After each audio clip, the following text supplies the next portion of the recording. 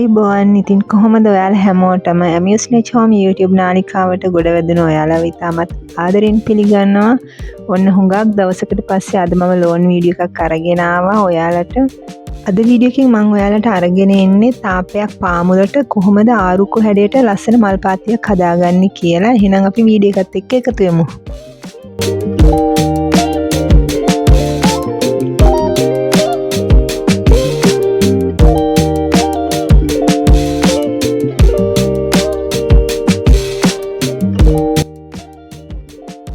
මෙන්න මෙතන තාපේ පාමුල තමයි මම මල් පාත්තිය හදන්න යන්නේ. ඔයාලට පේනවා ඇති පොඩි කෝටු කෑල්ලකින් මම මේ සලකුණු කරගෙන තියෙන මල් පාත්තිය හදන ගඩොල් බැම්ම හදන්න තියෙන කොටස තමයි මේ සලකුණු කරගෙන තියෙන්නේ. මේ විදිහට ඔයාලට හැම කරන්න පුළුවන්. මෙතන ඉස්සෙල්ලා තිබුණේ ඇල්බීසියා ගහක්. මම ඒ ගහ අයින් කරේ නැහැ. ඒක එහෙමම තිතුරු කළා අපේ නිර්මාණයක් කරගන්න පුළුවන් වෙයි කියලා හිතලා මල් පාත්තියට. මේ වැඩේ පටන් ගත්තේ මම මීට මාස 2මාරකට 3කට විතර ඉස්සෙල්ලා. එතකොට ඉතින් දැන් වගේ වැස්ස තිබුණේ නැහැ. උඟක් පොළව තද වෙලා තිබ්බේ. මම ඊට පස්සේ වතුර දාලා පොළව ටිකක් බුරුල් කරගත්තා. දන්නවනේ ඉතින් මේ අනුරාධපුර ප්‍රදේශයේනේ රස්නේ වැඩි. ටිකක් පොළව තදයි, කොටන්න හරි අමාරුයිනේ.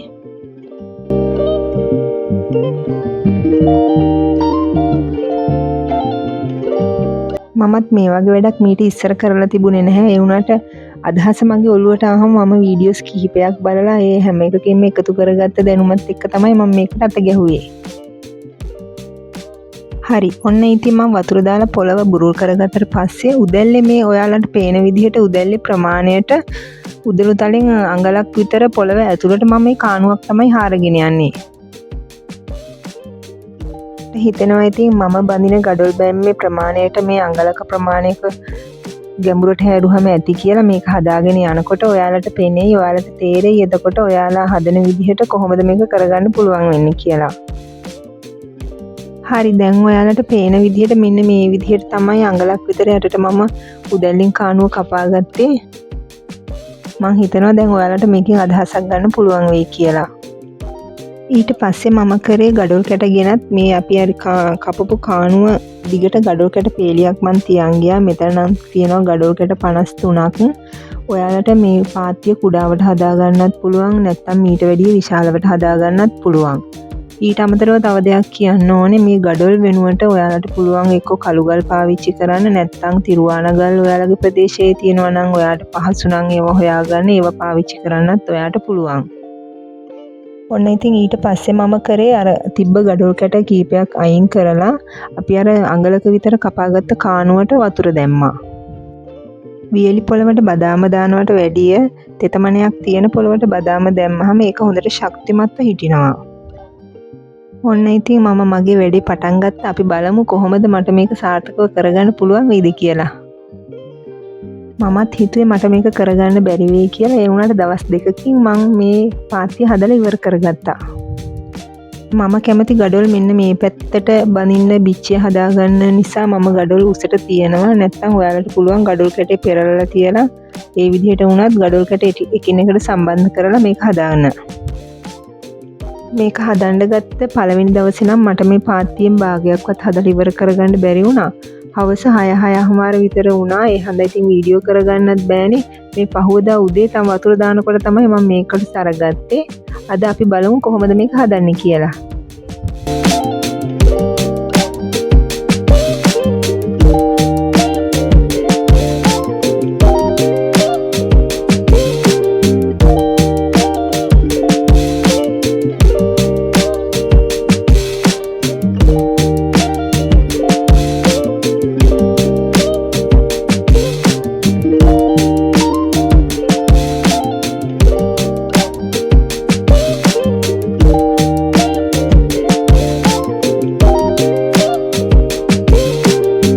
මම හිතනවා ඔයාලට මම මේ කරන විදිය පැහැදිලි ඇති කියලා. මේක ගොඩාක් අමාරු දෙයක් නෙවෙයි.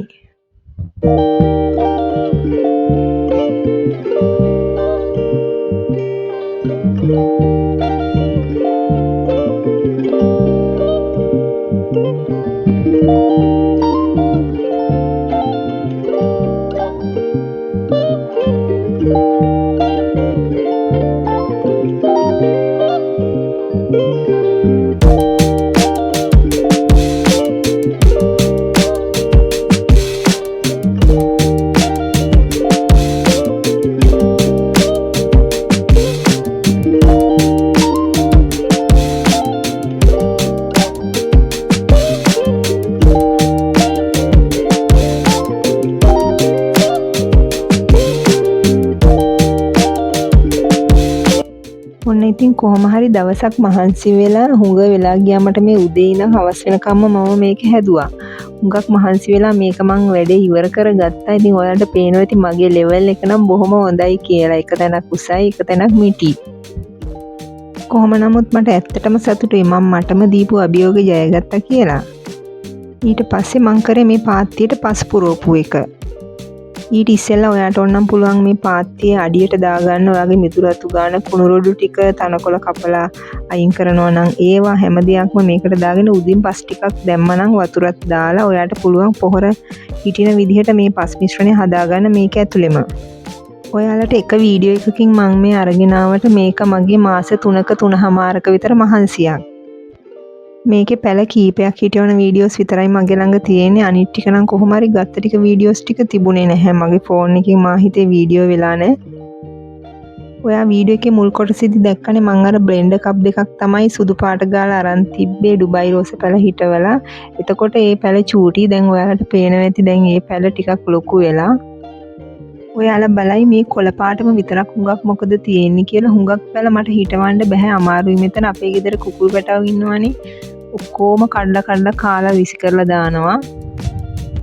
ඒ හඳ තෝරලා බේරලා අරගෙන එයාලා කන්න නැති දේවල් තමයි ඔන්න මම බලලා හිටවගත්තේ මෙතන. ඒකයි මේ හුඟක් කොළපාට වැඩි. ඔයාලට පුළුවන් මෙතන ඩුබයි රෝස ඒක වගේම උදේ කුමාරි වගේ මල් හිටවන්නත් පුළුවන්. ඔයාලට මල් තියෙන පැල ಜಾති වුණත් ඒවා විතරක් වුණත් මෙතන හිටවන්න පුළුවන්.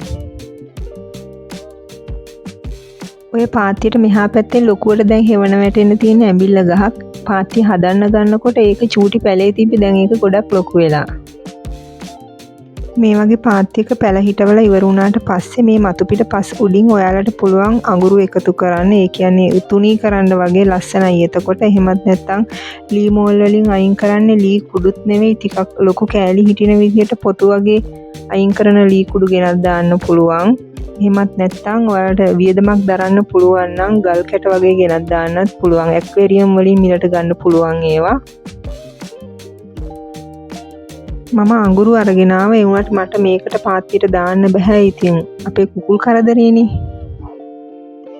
එහෙමනම් ඉතින් වීඩියෝ එකත් එක්ක එකතු වුණ ඔයාලට ගොඩක් ස්තුතියි. ගිහින් එන්නම් සුබ දවසක් හැමෝටම. මොනවා හරි කියන දෙයක් තියෙනවා නම් පහලින් කමෙන්ට් එකක් දාන්න.